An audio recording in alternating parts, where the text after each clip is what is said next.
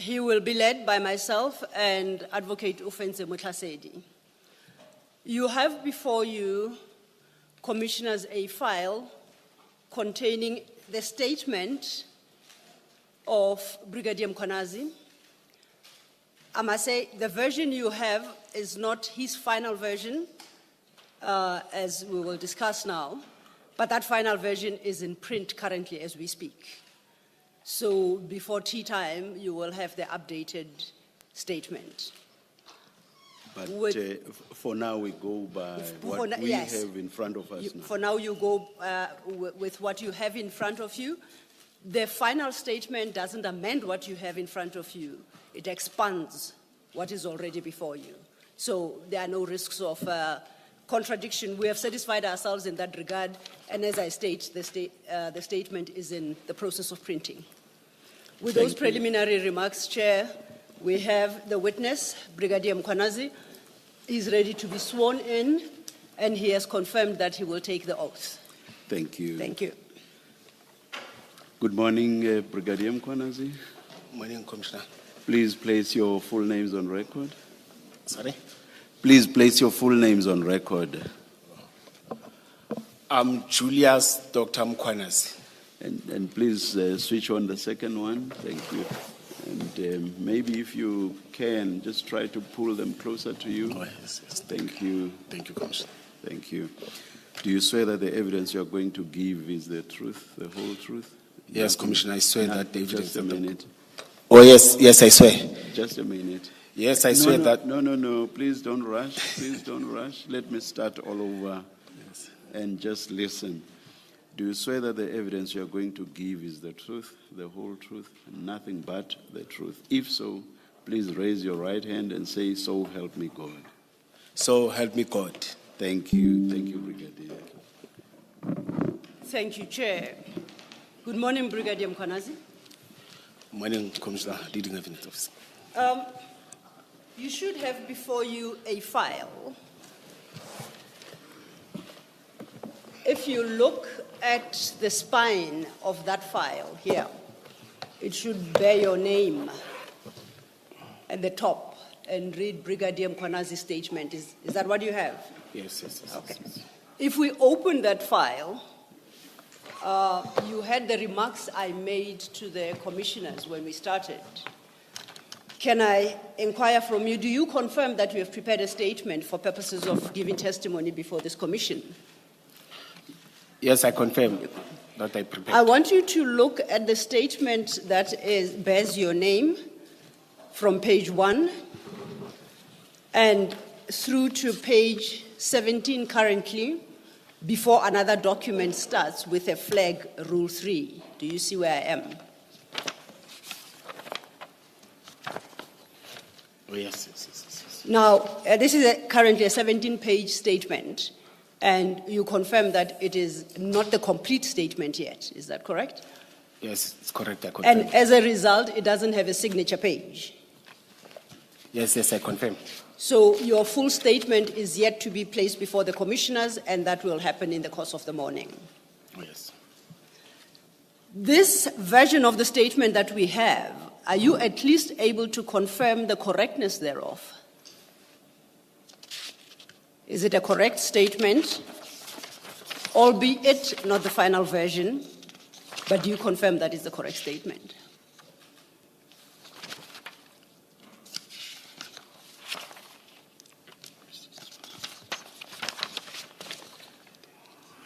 Take your time. Take your time. Yes. Thank you, Commissioner.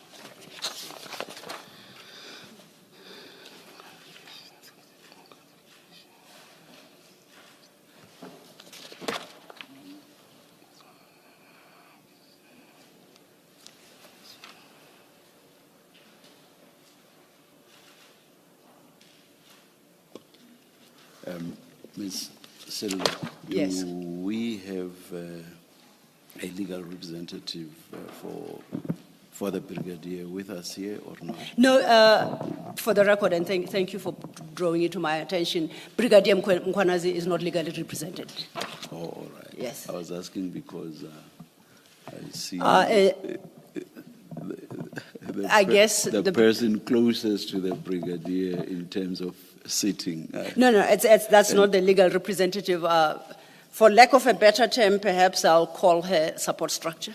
All right, Thank thank you. Yeah.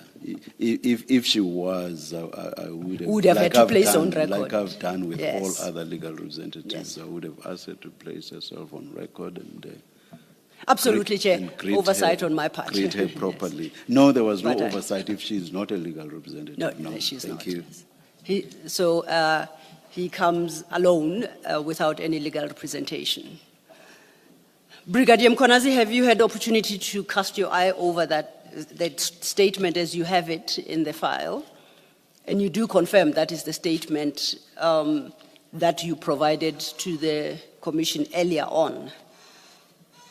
Is it correct? Yes, I confirm. Okay. It's the preliminary one that I provided earlier on. Okay. Just then to give a sense of how we approach your testimony today, would like to give you an opportunity. Now, before I do so, you have as a second document in that file, under a tag marked Rule 3, right? That is a Rule 3 notice that was served on you. If you could just once again cast your eye.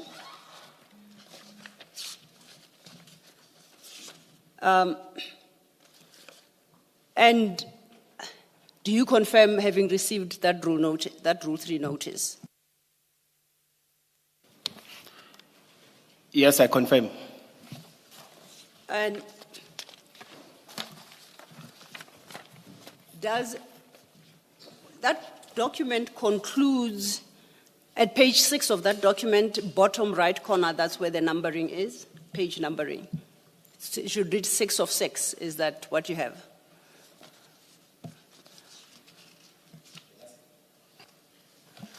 Yes, the one which is saving signature. Just to confirm, is it followed by another 3-page document? Leave your microphone on. Thank you. Is it followed by another 3-page document headed Issues to be Addressed by Brigadier Julius Mkwanazi? Do you have that in your file? Yes, I do. Now, I just want to confirm, do you confirm that you received both the Rule 3 and this list of questions? And it's on the basis of these that you prepared your statement. Would I be correct to so assume? Yes, it is correct. Okay. Then, with that understanding, just to give a brief overview of how we will run today. You have structured your statement in a particular format. You have sought to respond to the specific questions that were put to you. In the course of today, I'll be engaging you on the contents of the statement, and so will the commissioners, as and when the necessity arises. Okay? But for the moment, I would like to give you an opportunity to put your own version across without interrogation and, to the extent possible, without interruption.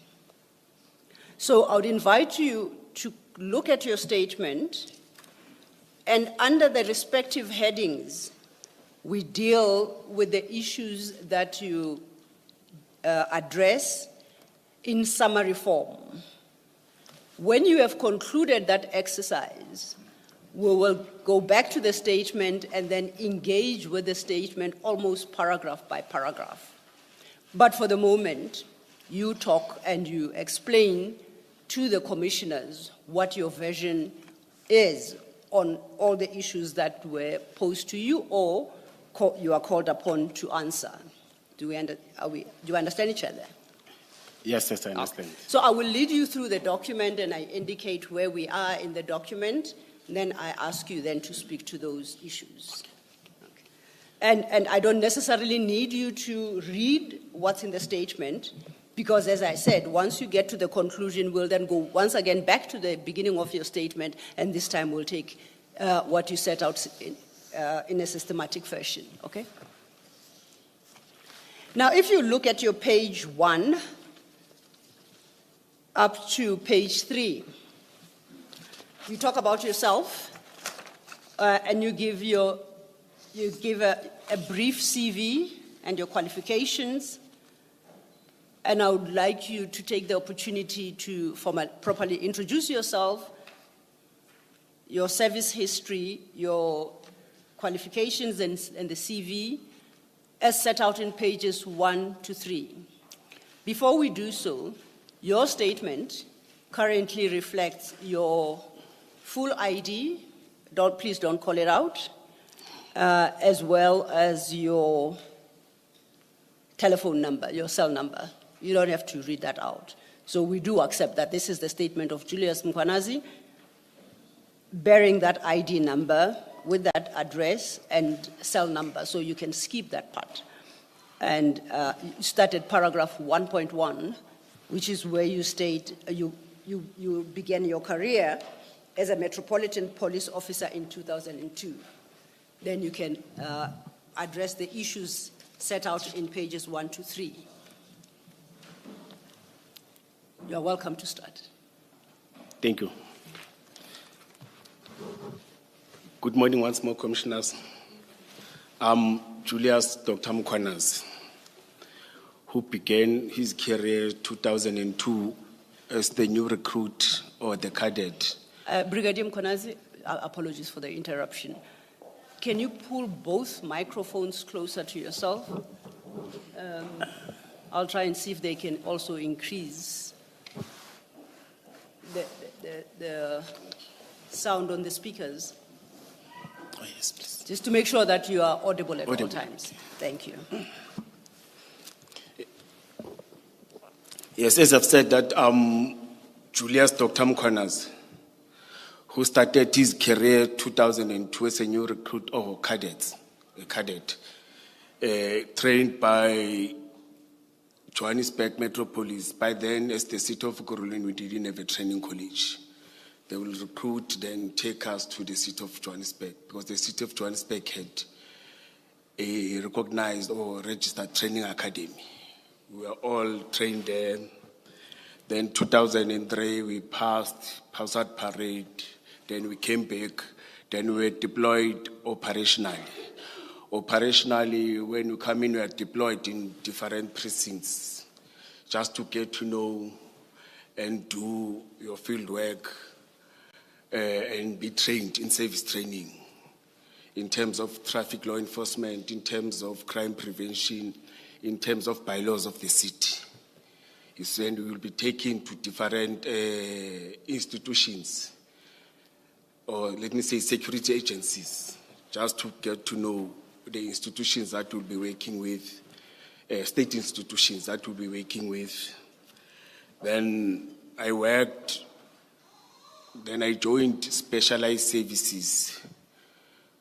Specialized services, it's the unit that are different from the normal police station. In SAPS, they call them police station. In the metropolis side, we call them precincts. You see, then we have the units that specializes in different fields. Then I joined 2005. I was promoted to an inspector. Then I went to college. I worked at the college for 6 months. Then I was recalled by then back to specialized unit. By then I worked for Public Order Policing Unit, POPs of Empd. We were doing crowd management. We were doing crowd management to deal with protests, people that have applied for marches, spontaneous gatherings, anything that's to do with management of crowds. Events is part of it. Then I worked 2009. I request to refer because I forgot the state commissioners. Yes. Yes, 2009. You are at 1.2, your paragraph 1.2 at page 1. Yes. Yes. No, 2009, there were adverts I applied for superintendent position. Then I was appointed as a superintendent.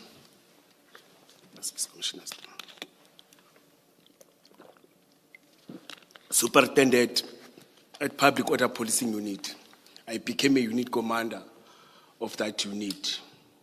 I commanded unit commander, you become a superintendent, you manage in terms of your deployment of your personnel, deployment of your resources, be able to attend meetings for events, meetings for special events, and interact with other stakeholders that are dealing with crowds, including internally within the city. You are interacting, you are engaging with different departments. But those that specifically deals with crowds and events and everything, because by then as the city we didn't have events unit. Then crowd management was part of, or events were part of the responsibility of public order policing. Then again, 2014, there were adverts, I applied for chief superintendent position. You see, it was, there were part, all these positions, not one position, becomes 3, 4, 5, all the candidates, becomes different employees of the city that apply and they are called for interviews. I went for interviews, then we were appointed as chief superintendent, but I was appointed again as chief superintendent, responsible for public order policing and other units. It's your community liaison unit, the unit that goes to community, they engage community, they get grievances, they get challenges, but they come back and inform us, especially when there's a community that is aggrieved. They will tell us this community in this area within the city of Gruleni is aggrieved. You must expect as crowd management unit that at any time there will be a protest. But it was easier for me because I was their commander. I will get the information and take it and give it to this team. You see. And again, there's a SWAT unit, which is our tactical unit, which is trained to intervene where a normal precinct or normal officers can intervene. It's trained again to make sure that deals with serious crimes. It may be your CITs, your armed robberies, business robberies, all the serious crimes that are affecting us. As you know, that Ekurhuleni is an industrial area. You've got a lot of businesses. You see, then crimes will be related to those things. You see, but that unit, on a daily basis, it was deployed to attend those challenges. Different from your normal precinct. Your normal precinct will do traffic law enforcement, right? Section 56, issue fines, attend by law, even though we have bylaw units, but they will attend by law of that restricted or that precinct. They will attend your social crime unit, social crime challenges, your domestic violence, alcohol and other things. Metropolis will attend to those things. But these tactical ones will specialize, as I've said, POPs in crowds. The other one will deal with your serious crimes and interventions, CITs, cash in transit, armed robberies, business robberies, or even robbing people. We are not concentrating on business robberies, but it's a crime that is happening amongst our communities. Then I was responsible that reporting to Director Specialized Services. Director Specialized Services, at that time it was Director Kutbenzol. I was reporting to him with other 12 or 10 superintendent and chief superintendent. Brigadier, I apologize for interrupting. Yes. You have a paragraph 2 where you have summarized your progression within EMPD for quite over an extensive period, 2014, and if you see the end of that paragraph 2, it concludes with a position I continue to hold to date. So it spans 2014 to 2025, and you have summarized it quite succinctly, I believe, in paragraph 2.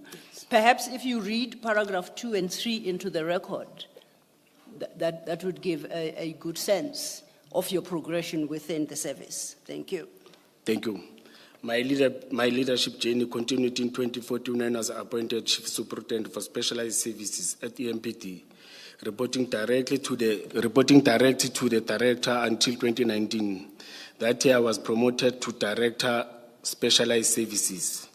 overseeing 14 specialized units and task teams established to address critical challenges.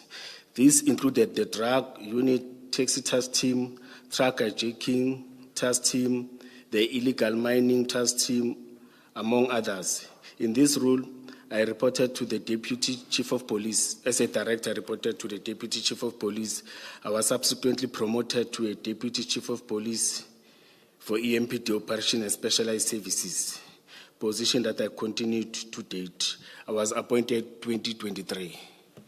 Thank you. To date. Can I just get clarity on Yes, your Commissioner. rank? Good morning. Morning. Good morning, Commissioner. Is it appropriate to still refer to you as brigadier? Has your rank changed or are you still brigadier? No, it has changed. What is it now? It's a commissioner. So it's appropriate to refer to you as commissioner? Commissioner, yes, or Deputy Which Chief does of not Police. disrespect you in any way, so from now on we'll call you commissioner. Yes, I thought you are doing it because of the allegation, because I was a brigadier. That's why I immediately picked it up when I saw in your statement that you don't call yourself brigadier. So from now on, we will call you Commissioner Mkwanazi. Thank you, Commissioner. It's correct. And if I may echo that, Commissioner Mkwanazi, because when I introduced you, I claimed that our witness is Brigadier Mkwanazi, and clearly made the same error for which I apologize. It was not intended to demean you or your position. So it shall be duly corrected, and henceforth I shall refer you with your proper title, Commissioner. Thank you. Thank you. Thank you. Before we leave paragraph 2, you stated there that you, as Director Specialized Services, you reported to the Deputy Chief of Police. Just for the record, is that Commissioner Mzolo? Yes. Okay. Yes. Thank you. You were then going to deal with paragraph 3. Yes, but he has retired. Yes. Yes. I know that. Thank you. Thank you. And on that score, then, it is his position you have assumed. Yes. Okay. Thank you. Paragraph 3. Paragraph 3. The functions or 3 legal mandates of municipal police, which are traffic law enforcement, crime prevention, by law enforcement, but also added, as you know, that development in the country, the challenges are changing, you see, and you must be able to respond and be responsive to those challenges as a Metro Police Department. Part of those, it was crowd management, because by then we were doing 3 functions: VIP protection. There's also other responsibilities. As I've said, we've got illegal mining. We've got illegal mining task teams that is addressing the issue of illegal mining in the city of Ekurhuleni. But that's one of the challenges that we are having in the city of Ekurhuleni. Illegal mining, as you know, that it was a mining area before, but now all these mines are neglected. But illegal miners are there in full force in different areas. It may be your informal settlement. Inside that informal settlement or inside that house, you'll find a hole where they are busy with illegal mining. Inside those shacks, you'll find the same thing. Inside the parks, industrial areas, you'll find those challenges. And they're contributing to crime, they're contributing to illegal occupation or land invasion. Then we're forced again to have land invasion unit to respond on that. As you know that Gauteng metros, they become the attracting areas in terms of your jobs, people will come in terms of the settlement and everything. Those units, again, I didn't mention land invasion unit. We are still having those. We are responding to the challenges that we are facing. That's what I like with EMPD. They allow you to be flexible and be able to respond to whatever challenges and create those teams that will respond to those challenges. As I've said, that your precinct will concentrate on this one, but we must still have this unit strictly focusing on that. Before you turn to the next sub-chapter, which deals with your qualifications, if I could just deal with your paragraph 3. You spoke earlier, and I think fairly extensively, about crowd management, and I think we understand. Yes. The other function you list there is VIP close protection. Can you just briefly state what that entails? In early 2000, or let me say, the city has took a decision that we need to protect our principals. We need to protect. In fact, it is the responsibility of the Metro Police to protect the citizens of the city, the officials that are employed by the city, the politicians that are within the city. Then the city took a decision, an Empd, to establish a VIP protection, which does close protection. Close protection, which deals with protecting the principals or those that are identified that are having threats. You may have an ordinary HOD that deals with your human resource, that deals with the finances of it, like for example the group CFO. That the city has identified that hey, you've got a group CFO and the city is having challenges in terms of payment of finances, then you may find that those as they provided services that are not happy because they provided services, but the city is delaying to pay services. And they will come and want to meet with him and are angry. Then the city took a decision that let's identify all those and provide protection. But most importantly, we provide protection to all our MMCs, members of mayoral committee. The executive mayor, the speaker, the chief whip, and the 10 members of mayoral committee. It's MMCs of finance, MMCs of committee safety, MMCs of sport, and all these departments. We are protecting them on a daily basis. As a trained protector, a qualified protector, we call them principals. Our duty is to make sure that they are safe, and even if they go and address, because we've got protests in the city of Guruleni, we've got challenges there and there, but MMCs, the mayor, give them a mandate to instruct them to go and address, go to members of community and go and address. Then we are having VIP that is strictly focusing, I don't want to say in that, or in that one board of the principal. Then we'll have your crowd management that focuses on the public. Then close protection, people are not focusing on members of public. If there's a challenge, they must move with the rescue their principal, run away with him. If there are challenges where they need to engage, but we never had that situation where we have to fight and shoot and engage the criminal, those that want to kill the principal. But their main responsibility is to do that. But we are not strictly focusing on that, if they see, or on them. But if the city says that we've got this witness, we've got this person that must come and testify in terms of whatever crimes or whatever challenges in terms of your disciplinary hearing, the person comes from Mpumalanga, the person comes from the city of Ekurhuleni, the person comes from the city of Johannesburg, then that team and other members, they are tasked to go and fetch that member, protect him or her towards that, and again, do the same thing. And internal, again, if there are those that are staying within the city of Ekurhuleni, we provide such services. Thank you for that clarification. I think we understand the distinction in the various functions. And thank you for that. If you turn then to page 2, up until page... Nothing. Sure, I would do honestly.